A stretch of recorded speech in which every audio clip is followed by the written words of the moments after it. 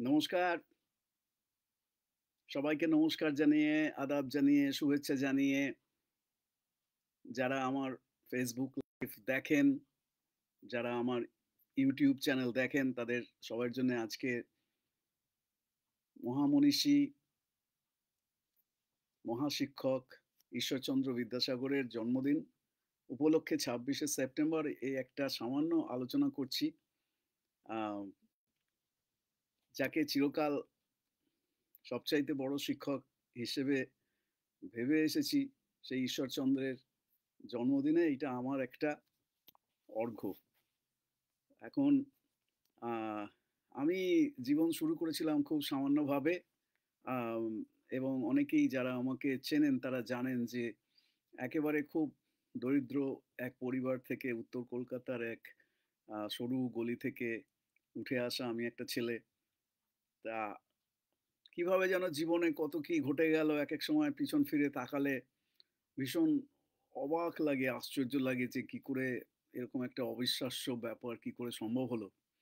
এরকম হয় ঈশ্বর বলুন, আল্লাহ বলুন, জিসাস বলুন, যে ভগবানেই বিশ্বাস করেন আপনারা, তিনি যে কার জন্যে কোথায় রুটি বেঁধে রাখেন তা কেউ জানে না। তো আজকে ঈশ্বরচন্দ্রের জন্মদিন উপলক্ষে আমি একটুখানি বলছি কারণ নিজে সারা জীবন আমি কাটিয়েছি শিক্ষা জগতে, শিক্ষক হিসেবে, ছাত্র হিসেবে ভারতে ৪ বছর একটা গ্রামের কলেজে অধ্যাপনা করেছি। সেখানে নিজের ডিপার্টমেন্ট নিজের হাতে গড়ে তুলেছিলাম। ২৫ বছর বয়সের একটা ছেলে। তারপর সেখানে ৪ বছর পড়ানোর পরে সবকিছু ছেড়ে ছুড়ে দিয়ে অনেক ঝুঁকি নিয়ে একেবারে কপর্দকশূন্য অবস্থাতে আমেরিকাতে চলে এসেছিলাম। কোনোদিনও স্বপ্নেও ভাবিনি। ১ম বার যখন আমেরিকায় আসি কলকাতা থেকে শিকাগোর পথে রওনা দিই, তখন ছিল আমার সেটাই ১ম প্লেনে চড়া। তার আগে কখনো আমি প্লেনে চড়িনি। হ্যাঁ, মানে সে আমি কিছুই জানি না। সিট বেল্টটা পর্যন্ত বাঁধতে জানি না। এমন একটা অবস্থা ছিল। তা এই হলো ব্যাপার। তা হয়ে গেল আরকি জীবনে কত কি ঘটে যায়। কেউ বুঝতে পারে না। আচ্ছা এসো, তোমরা দেখো সবাই। খুব ভালো তুমি এসেছো। তোমরা সবাই দেখো, শোনো, ভাবো। যদি আমার কথা কোনো কাজে লাগে জীবনে আর যার যেকোনো প্রশ্ন যদি থাকে, কমেন্ট থাকে এইখানে কমেন্ট বক্সে লিখলেই আমি দেখতে পাবো, উত্তর দেওয়ার চেষ্টা করব। আর আমার সমস্ত আলোচনার মতন এই আলোচনাটাও আমার YouTube চ্যানেলে ডক্টর পার্থ ব্যানার্জী এই নামে আছে। সেখানে সমস্ত আমার ফ্রি ইংরেজি ক্লাস, হাজার আলোচনা আলাদা আ ফোল্ডারে যাকে বলে প্লেলিস্ট তাতে রাখা আছে। রাজনীতির আলোচনা আলাদা, ইংরেজি ক্লাস আলাদা, সাহিত্যের আলোচনা আলাদা, সিনেমার সবকিছু আলাদা করে রাখা আছে। হ্যাঁ, আমার আমেরিকার জীবনের আলোচনা সেটাও এই যে এই আলোচনাটা এটা একটা আলাদা ফোল্ডারে প্লেলিস্টে রাখা থাকবে। ঠিক আছে? তা আমি একটু বলছি আজকে ঈশ্বরচন্দ্রের জন্মদিন উপলক্ষে এই আমারই এক আম ছাত্রী বলো, বান্ধবী বলো, সে আমাকে একটা পাঠিয়েছে। দেখি আমি এটা একটুখানি পড়ে শোনাতে পারি কিনা। আ বিদ্যাসাগরের আ ওপর রবীন্দ্রনাথের যে লেখা 'বিদ্যাসাগর চরিত' তাতে দেখো তিনি কি লিখেছেন। আসল কথাটা রবীন্দ্রনাথই লিখে গেছেন বিদ্যাসাগর সম্পর্কে। বিদ্যাসাগর এই বঙ্গদেশে একক ছিলেন। এখানে যেন তাঁহার স্বজাতি সুদূর কেহ ছিল না। এদেশে তিনি তাঁহার সমযোগ্য সহযোগীর অভাবে আমৃত্যুকাল নির্বাসন ভোগ করিয়া গিয়াছেন। আমি তো একটা মানে ডাস্ট ধুলোর কণার মতন বিদ্যাসাগরের কাছে, রবীন্দ্রনাথের কাছে। কিন্তু আমারও কিরকম মাঝে এরকম লাগে। আ তিনি সুখী ছিলেন না, তিনি নিজের মধ্যে যে এক অকৃত্রিম মনুষ্যত্ব সর্বদাই অনুভব করিতেন, চারিদিকের জনমণ্ডলীর মধ্যে তাহার আভাস দেখিতে পান নাই। তিনি উপকার করিয়া কৃতঘ্নতা পাইয়াছেন, কার্যকালে সহায়তা প্রাপ্ত হন নাই। তিনি প্রতিদিন দেখিয়াছেন আমরা আরম্ভ করি শেষ করি না, আড়ম্বর করি কাজ করি না। যাহা অনুষ্ঠান করি তাহা বিশ্বাস করি না, যাহা বিশ্বাস করি তাহা পালন করি না। ভুরি পরিমাণ বাক্য রচনা করিতে পারি, তিল পরিমাণ আত্মত্যাগ করিতে পারি না। আমরা অহংকার দেখাইয়া পরিতৃপ্ত থাকি। যোগ্যতা লাভের চেষ্টা করি না। আমরা সকল কাজেই পরের প্রত্যাশা করি, অথচ পরের ত্রুটি লইয়া আকাশ বিদীর্ণ করিতে থাকি। কি আশ্চর্য! মানে এর থেকে সত্যি কথা আর কি হতে পারে? পরের ত্রুটি লইয়া আকাশ বিদীর্ণ করিতে থাকি। পরের অনুকরণে আমাদের গর্ব, পরের অনুগ্রহে আমাদের সম্মান, পরের চক্ষে ধূলি নিক্ষেপ করিয়া আমাদের পলিটিক্স এবং পরের চক্ষে ধূলি নিক্ষেপ করিয়া আমাদের পলিটিক্স। কতকাল আগে রবীন্দ্রনাথ দেখে গেছেন বিদ্যাসাগর সম্পর্কে। এবং নিজের বাকচাতুর্যে নিজের প্রতি ভক্তিবিহ্বল হইয়া উঠাই আমাদের জীবনের প্রধান উদ্দেশ্য।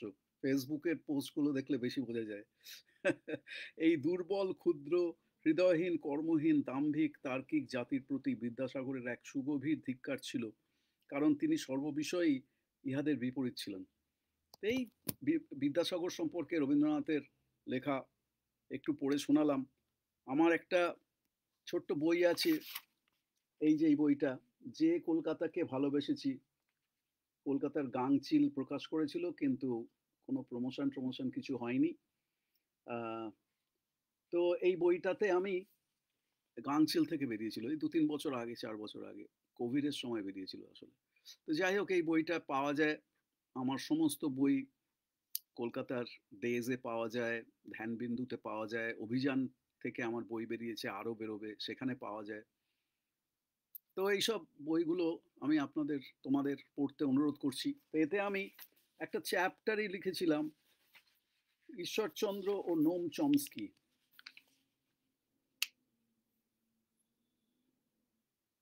ঈশ্বরচন্দ্র ও নোম চমস্কি। নোম চমস্কি হচ্ছেন আমার আমেরিকার শিক্ষা জগতের একটা বিশেষ স্থান অধিকার করে আছেন, আমার গুরু, মানি তাকে। তাদের মধ্যে যে আশ্চর্য মিল, যে যারা বিশ্লেষণ শিখিয়েছেন, তর্ক শিখিয়েছেন, যুক্তি শিখিয়েছেন, যারা কেবলমাত্র আবেগে ভেসে যেতে বারণ করেছেন। তো সেই জন্যে আমি এদেরকে খুব কাছাকাছি দুজন সমান্তরাল মনীষী বলে মনে করি। তো আজকে আমার এই আলোচনাতে, এছাড়া আমার যে আমেরিকার জীবনের যে কথা, যে কষ্টটা করে এদেশে বড় হয়েছি, মানে বড় হয়েছি মানে এদেশে বড় হওয়া যেটাকে বলে আর কি। একেবারে সামান্য অবস্থা থেকে একেবারে কপর্দকশূন্য অবস্থায় এদেশে এসেছিলাম। প্রথমে আমি এসেছিলাম ১৯৮৫ সালে। একটা ছোট্ট ইউনিভার্সিটি থেকে ফুল স্কলারশিপ পেয়েছিলাম, নইলে তো আসতে পারতাম না এদেশে পড়াশুনো করতে এক দিনের জন্য। আরও কয়েকটা ২-৩টে ইউনিভার্সিটিতে পেয়েছিলাম চান্স, কিন্তু তারা বলল যে স্কলারশিপ দিতে পারবে না প্রথম দিন থেকে। আমি বললাম যে স্কলারশিপ না দিলে আমার পক্ষে এদেশে একটা দিনও থাকা সম্ভব নয়। তো হলো না সেখানে। তারপর একটা শিকাগোর কাছে একটা ছোট্ট স্কুল থেকে, ইলিনয় স্টেট ইউনিভার্সিটি, এখানে ইউনিভার্সিটিকে বলে স্কুল। তো যাই হোক, আম সেখান থেকে ফুল স্কলারশিপ দিল। তো বলল যে, কিন্তু তোমাকে আমরা পিএইচডিতে চান্স দিতে পারব না। তোমাকে আরেকটা মাস্টার্স ডিগ্রি করতে হবে বায়োলজিতে।" আমি তো তখন বায়োলজিস্ট ছিলাম। তা সেইভাবে আমার এদেশের জীবন শুরু। নিজের একটা, দুটো, আমি এবং আমার ওয়াইফ দুজনে দুটো কলেজে স্থায়ী অধ্যাপকের কাজ করতাম। আমি কলকাতার থেকে অনেক দূরে সুন্দরবনের একটা গ্রামের কলেজে, প্রত্যন্ত গ্রামের কলেজে আমি ৪ বছর থেকেছি। সেখানে পড়িয়েছি। নিজের হাতে শূন্য থেকে একটা ডিপার্টমেন্ট তৈরি করেছি, বটনি ডিপার্টমেন্ট। আমি বটানিতে এমএসসি করেছিলাম কলকাতা বিশ্ববিদ্যালয় থেকে, সায়েন্স কলেজ থেকে। সেসব বহুকালের কথা। তারপরে সেখানে ৪ বছর পড়িয়ে সবকিছু ছেড়ে ছুড়ে দিয়ে স্থায়ী অধ্যাপকের কাজ ছেড়ে আমেরিকায় চলে এলাম অনেক ঝুঁকি নিয়ে, একা। এদেশে আমার কেউ ছিল না, কোনো আত্মীয়-স্বজন কেউ ছিল না। কিচ্ছু জানতাম না। ইংরেজি পর্যন্ত বলতে জানতাম না। এদেশে এসে চোখের জলের মধ্যে দিয়ে কষ্ট করে, ভীষণ কষ্ট করে, দারিদ্র্যের মধ্যে জীবন কাটিয়ে, ইংরেজি শিখে একটু করে এদেশে নিজের পায়ের তলায় মাটি করেছি। ফলে যারা, বিশেষ করে যারা বিভিন্ন সাংসারিক চাপে বা সামাজিক, রাজনৈতিক, অর্থনৈতিক কারণে খুব হতাশাগ্রস্ত হয়ে পড়ছো তোমরা, তোমাদেরকে আমি বলছি, এই সুমনের একটা গান আছে না? হাল ছেড়ো না বন্ধু, হাল ছাড়বে না কখনো। হাল ছাড়লেই তোমার নিজের ওপর তোমাকে নিজেকে বিশ্বাস রাখতে হবে। এটা হচ্ছে জীবনের সবচাইতে বড় কথা। তুমি যদি তোমার নিজের ওপরে বিশ্বাস না রাখো, তাহলে অন্য কেউ তোমার উপরে বিশ্বাস রাখবে না। তোমাকে দেখাতে হবে যে তুমি নিজেকে বিশ্বাস করো, নিজের প্রতিভায়, তোমার আস্থা আছে, নিজের কর্মক্ষমতায় তোমার আস্থা আছে, নিজের বুদ্ধিতে তোমার আস্থা আছে এবং জীবনের অভিজ্ঞতাকে কাজে লাগাবে। এইসব নিয়ে আমি অনেক আলোচনা করেছি। আজকে আমি একটা ছোট্ট আলোচনা করছি। আবার বলছি, আমার সব আলোচনা আমার YouTube চ্যানেলে রাখা আছে, রাখা থাকবে। তোমরা গিয়ে দেখতে পারো যখন খুশি, ক্লাসগুলোও রাখা আছে সেখানে। সাবস্ক্রাইব করো। ৫৬,০০০ এরও বেশি সাবস্ক্রাইবার হয়েছে এখন। বেশিরভাগই আমার ইংরেজি ক্লাসের জন্যে। তো যাই হোক, আ আমি এখানে যেটা বলতে চাই সেটা হচ্ছে যে আমার একটা নতুন বই বেরোচ্ছে। আমার একটা দেশের জীবনের একটা স্মৃতিকথা আছে, সেটা আমার খুব প্রিয়। তার নাম হচ্ছে 'ঘটি কাহিনী'। 'ঘটি কাহিনী'। তো সেখানে আমি কিভাবে একেবারে শৈশব থেকে একটু, একটু করে বড় হয়ে উঠেছিলাম। ঘাত-প্রতিঘাতের মধ্যে দিয়ে, সামাজিক সংকটের মধ্যে দিয়ে গিয়ে, রাজনৈতিক সংকট, শোক, মৃত্যু, দুঃখ, কষ্ট, অভাব, দারিদ্র্য, অনেক কিছু, অনেক গল্প, রগরগে ঘায়ের মতন সেসব গল্প আমি একদম লিখে রেখেছি। তোমাদের সবাইকে বলব ঘটি কাহিনী পড়তে। আমার জীবনটা যে কোথা থেকে কোথায় এসেছে এক জীবনে, সেটার একটা আভাস, একটা ছবি তোমরা সেখানে দেখতে পাবে। এখানে ঠান্ডা পড়তে আরম্ভ করেছে, গলা বসতে আরম্ভ করেছে। এখানে এখনই বেশ একটু, একটু ঠান্ডা শুরু হয়ে গেছে। যাই হোক, আ ১ম এ এসেছিলাম ইলিনয় স্টেট ইউনিভার্সিটিতে। সেখানে ২.৫ বছর লেগেছিল আমার আরেকটা মাস্টার্স ডিগ্রি করতে। কারণ ওই যে বললাম পিএইচডি তে চান্স দিল না। তারপরে সেখানে ১ বছর থাকার পরে আমার ওয়াইফ এলো কলকাতা থেকে। তারও ১ বছর পরে আমাদের মেয়ে হলো।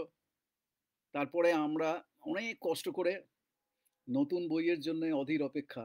হ্যাঁ, ২ টো ৩ টে বই একসঙ্গে বেরোনোর কথা। সবকটাই অভিযান থেকে। অভিযান খুব ভালো কাজ করছে। অভিযান আমার মনে হয় কলকাতায় এখন সবচাইতে ভালো প্রকাশনা সংস্থাগুলোর মধ্যে একটা হচ্ছে অভিযান। খুব ভালো কাজ করছে। হাই কোয়ালিটি বই বার করে। আমার একটা কবিতার বই বেরোনোর কথা এবারে। আমার ২য় কবিতার বই। তার নাম হচ্ছে 'জল পেরিয়ে নিরুদ্দেশ'। আর তাছাড়া আমার আমেরিকার জীবনের যে ১ম অংশ, এই যে গল্পটা আমি এখন একটু বলছি আরকি। সেই গল্পটা, তার যে স্মৃতিকথা, ঘটি কাহিনীর পরের অংশ, আমেরিকায় এসে ১ম দিন থেকে ভীষণ একটা কষ্টের জীবন, রক্তাক্ত জীবন থেকে কি করে একটু, একটু, একটু, একটু করে একটা জায়গাতে গিয়ে পৌঁছলাম, হ্যাঁ? পিএইচডি শেষ করলাম কিভাবে, সেইসব গল্প আছে এবং সেটার নাম আমি দিয়েছি 'মেরিকা মায়া'। 'মেরিকা মায়া' ঘটি কাহিনী, এখন হচ্ছে 'মেরিকা মায়া'। মানে আমেরিকার যে মায়া, আমেরিকার আসল যে চেহারাটা। তো আসল চেহারাটা কেউ জানে না। সে কথা আমি অনেক লিখেছি। হ্যাঁ? 'আমেরিকা স্বপ্নপুরী না হত্যাপুরী' বলে আমার আরেকটা বই আছে, 'ভিরাসাত' বার করেছে। সেটাতে আমি আসল আমেরিকার গল্প লিখেছি। কিন্তু সেটা হচ্ছে একটা রাজনৈতিক প্রবন্ধের সংকলন। সেটাতে আমার ব্যক্তিগত জীবনের কোনো কথা নেই। এগুলো হচ্ছে আমার ব্যক্তিগত জীবনের কথা, যেগুলো আমার বলতে খুব ভালো লাগে। ঘটি কাহিনী, আমার স্মৃতিকথা, কলকাতার ভীষণ প্রিয় একটা গল্প, সেই বড় হয়ে ওঠার গল্প। দেশ ছেড়ে চলে আসার আগের মুহূর্ত পর্যন্ত যে গল্প, সেটা হচ্ছে ঘটি ঘটি কাহিনী।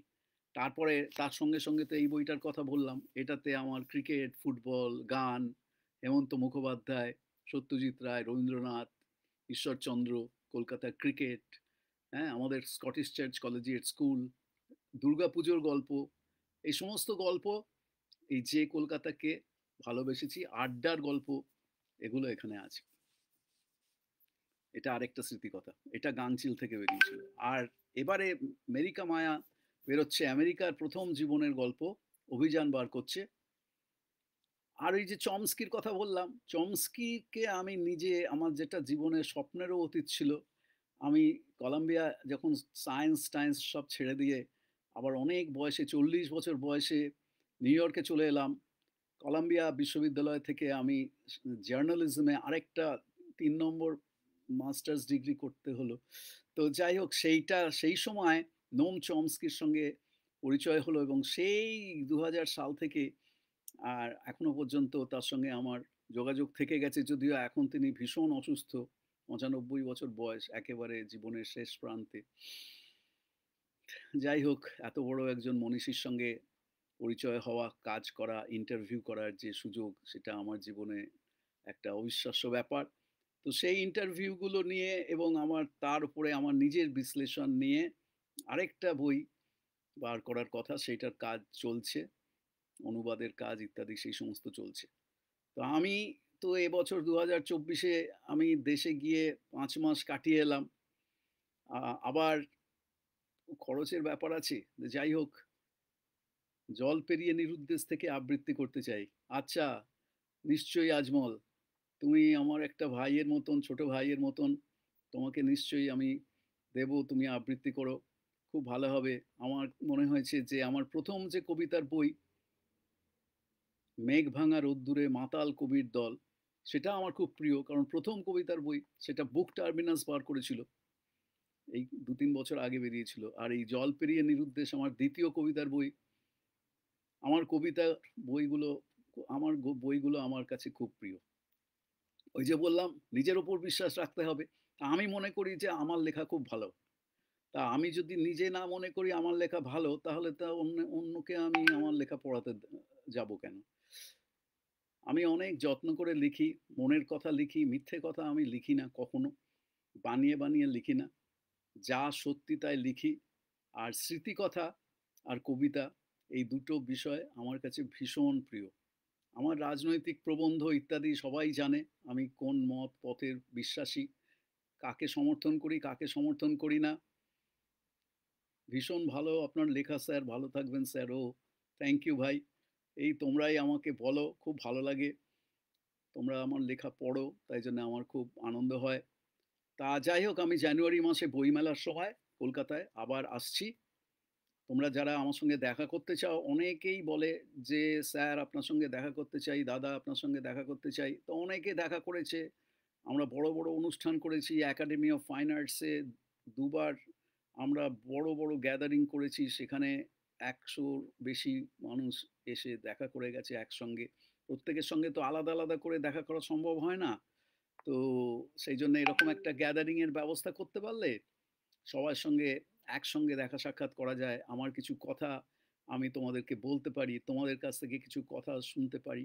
এবং বিশেষ করে যে সমস্ত ইয়াং জেনারেশন এর যেসব ছেলেমেয়েরা লেখাপড়ার ব্যাপারে, কাজকর্মের ব্যাপারে যারা জানতে চাইছে, বুঝতে চাইছে, আজকের এই ভয়ঙ্কর অর্থনৈতিক সংকটে তারা কোনো দিশা খুঁজে পাচ্ছে না, হারিয়ে যাচ্ছে, অবসাদে আক্রান্ত হচ্ছে, তাদের পাশে আমি আছি।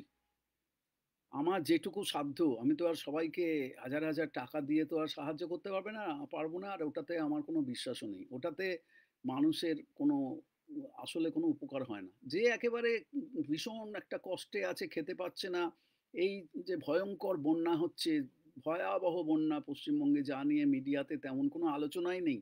ওরা ইচ্ছাকৃত, এই যে আমি যেটাকে জার্নালিজম অফ এক্সক্লুশন বলি, তার আরেকটা উদাহরণ হচ্ছে এই ভয়াবহ বন্যা, যাতে গরিব মানুষ একেবারে তাদের মানে দুর্দশার শেষ নেই। সেই নিয়ে মিডিয়াতে কোনো আলোচনা নেই। মিডিয়াতে ক্রিকেট নিয়ে, ফুটবল নিয়ে, এই নিয়ে, সেই নিয়ে, ফিল্ম স্টার নিয়ে হাজার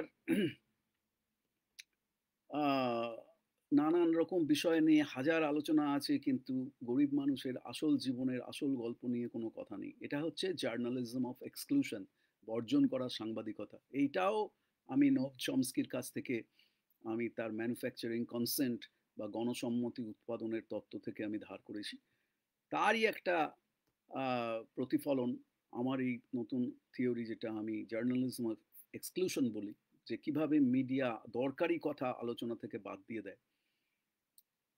সেইসব আলোচনা আমি করেছি। তো এই বন্যার সময় মানুষের কি দুর্দশা, হ্যাঁ? তো এইসব নিয়ে আলোচনা আ করা খুব দরকার। আর এই যেটা বললাম যে ইয়াং ছেলেমেয়েরা যারা হতাশায় ভুগছে,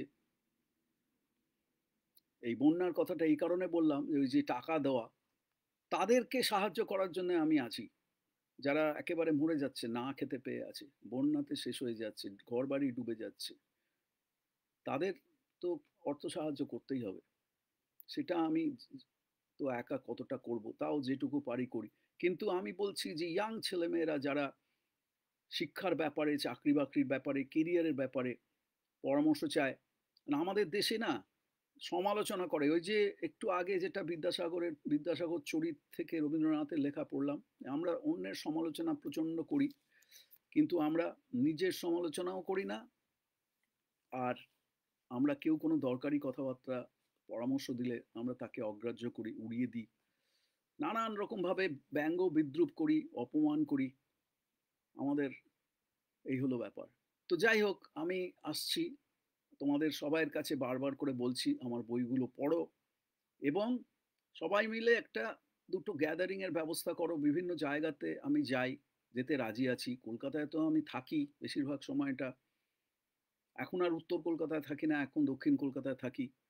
তো কলকাতায় আমাদের একটা ফ্ল্যাট আছে।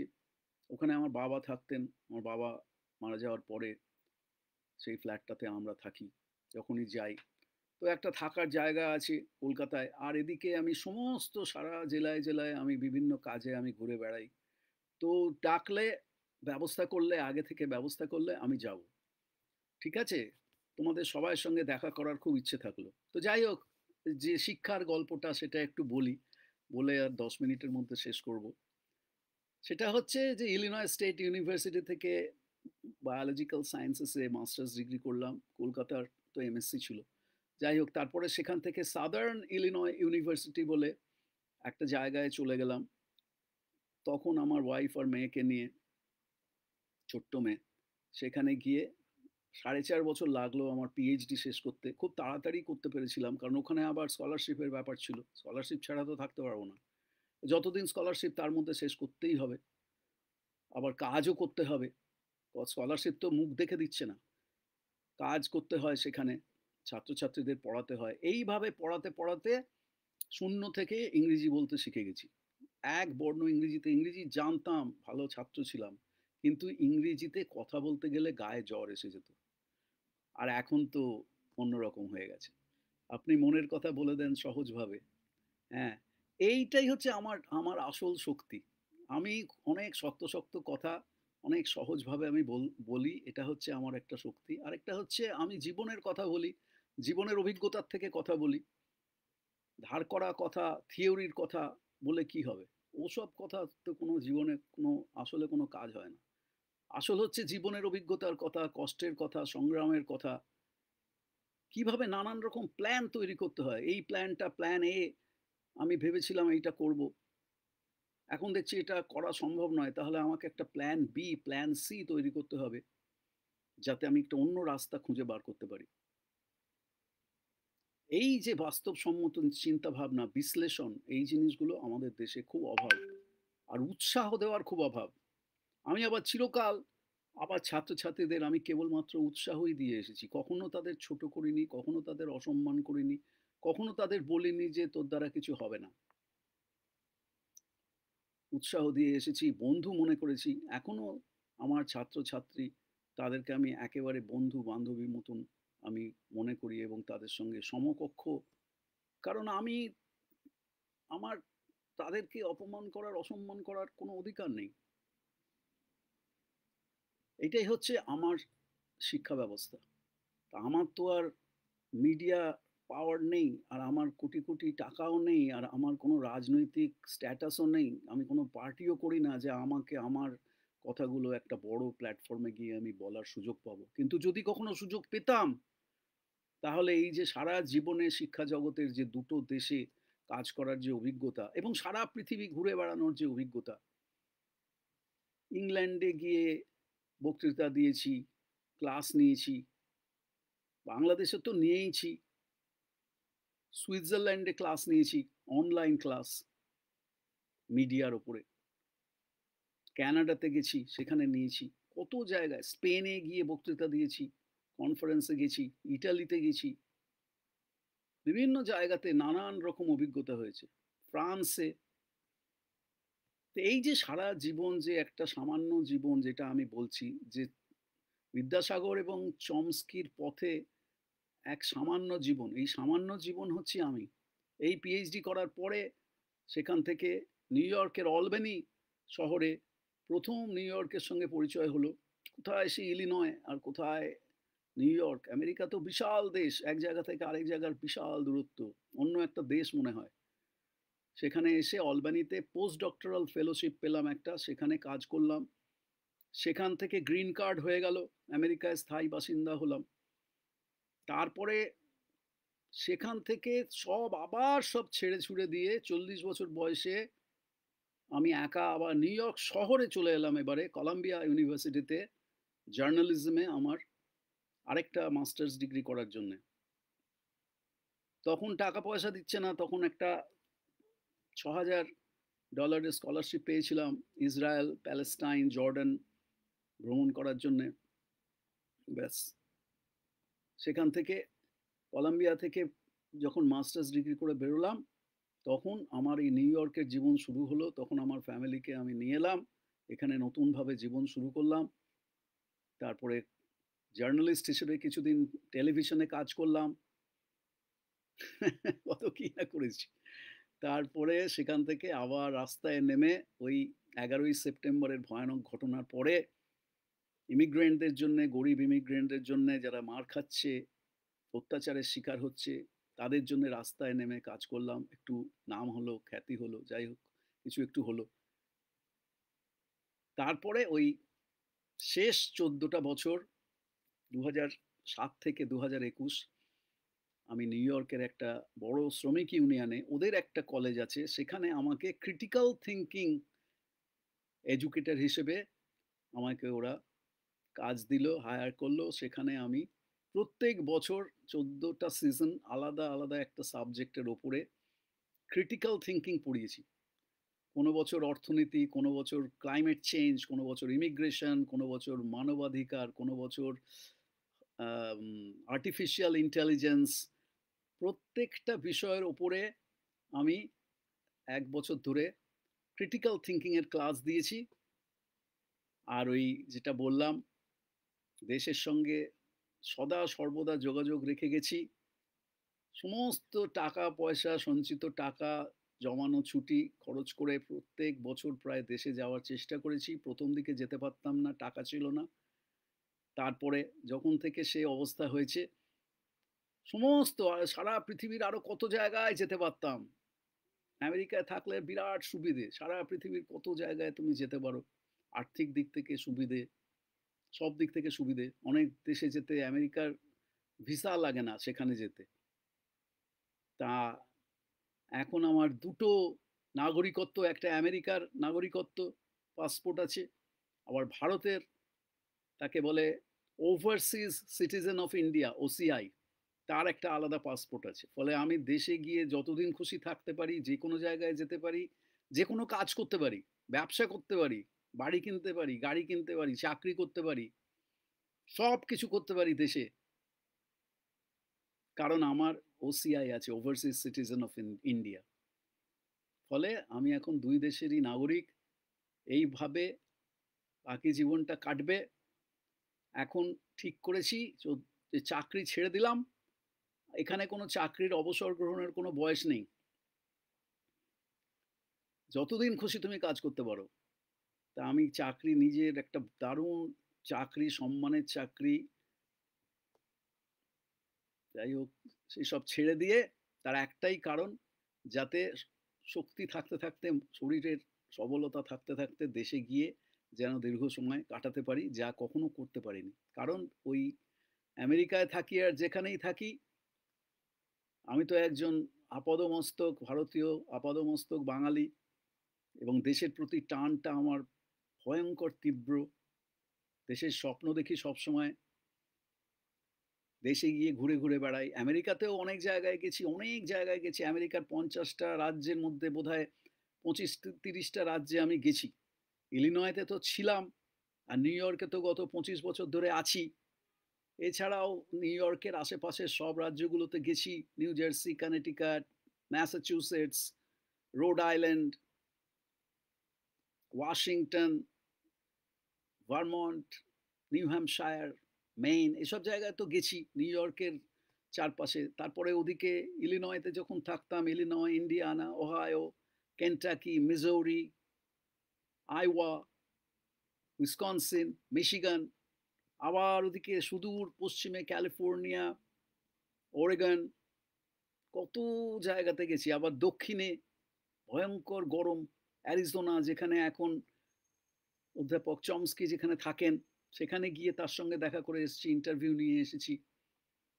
টেক্সাস, টেক্সাস থেকে সেই ইমিগ্রেন্ট রাইটস এর কাজ করার সময় ভয়ঙ্কর বিপজ্জনক সুড়িপথ দিয়ে মরুভূমির মধ্যে দিয়ে মেক্সিকো গেছি। কারণ ওই দেখতে আমরা গেছিলাম দল নিয়ে যে কিভাবে গরিব ইমিগ্রেন্টরা প্রাণের মায়া তুচ্ছ করে নিজেদের জীবন বাঁচানোর জন্যে, সন্তানদের বাঁচানোর জন্যে কিভাবে আমেরিকাতে পালিয়ে আসে। কারণ তাদের জমি জায়গা, জল, চাষবাস সবকিছু কেড়ে নিয়েছে। কোথায় যাবে তারা? তো এই হচ্ছে আসল গল্প। এই যে গল্প আবার ওদিকে ফ্লোরিডায় গেছি, ওইসব দিকে গেছি, জর্জিয়া, কত ঘুরেছি, কানাডায় গেছি, পৃথিবীর আরো অন্যান্য দেশে গেছি। এই সমস্ত গল্প আমি লিখে রাখছি। তো এই মেরিকা মায়াতে আমার আমেরিকার ১ম জীবনের গল্প, পায়ের তলায় মাটি খুঁজে পাওয়ার গল্প, ইংরেজি শেখার গল্প, সম্মান তৈরি করার গল্প লেখা আছে। সেই বইটা বেরোবে অভিযান থেকে, কবিতার বইটা বেরোবে, জল পেরিয়ে নিরুদ্দেশ, আর চমস্কির উপরে বইটা বেরোবে, সেটার কাজ চলছে। তো এই সমস্ত গল্প কেন বলছি? নিজের ঢাক পেটানোর জন্য বলছি না। একটাই উদ্দেশ্য। সেটা হচ্ছে আমার মতন একটা ছেলে যদি এত দারিদ্র্যের মধ্যে থেকে শূন্য থেকে উঠে এসে কেবলমাত্র নিজের চেষ্টায় এবং আমার স্ত্রীর সক্রিয় সমর্থন এবং সহযোগিতায়, তার কথা ভুললে চলবে না। আমার মেয়ের সক্রিয় সমর্থন সহযোগিতায় সে এখন বড় হয়ে গেছে। তার বিয়ে হয়ে ২ টো ছোট ছেলেমেয়ে। সে এখন আমারই মতন কলাম্বিয়া থেকে সে মিউজিকে পিএইচডি করেছে। সে এখন কলেজে পড়াচ্ছে। তো এই হচ্ছে আমাদের জীবনের গল্প। এই গল্পটা আজকে শেয়ার করলাম। আজকের এই ঈশ্বরচন্দ্র বিদ্যাসাগরের শুভ জন্মদিনে ২৬শে সেপ্টেম্বর তোমাদের জন্যে রেখে গেলাম। আমার ইউটিউব চ্যানেল দেখো, রাখা থাকবে। আর সবসময় যোগাযোগ রাখবে, কথাবার্তা বলবে। কোনো প্রশ্ন থাকলে বলবে, আমি তোমাদের পাশে আছি। তোমাদের বিশেষ করে অল্প বয়সী ছেলেমেয়েদের জীবন সংগ্রামের পাশে আমি আছি, থাকবো। আর বাংলার কাছে থাকবো, ভারতের কাছে থাকবো। ফিরে যাবো, থাকবো। আবার জানুয়ারি মাসে বইমেলার সময় আসবো। ঠিক আছে? তোমরা সবাই ভালো থাকো। বড়দের নমস্কার, ছোটদের স্নেহ, ভালোবাসা, শুভেচ্ছা জানিয়ে আজকের মতো শেষ করলাম।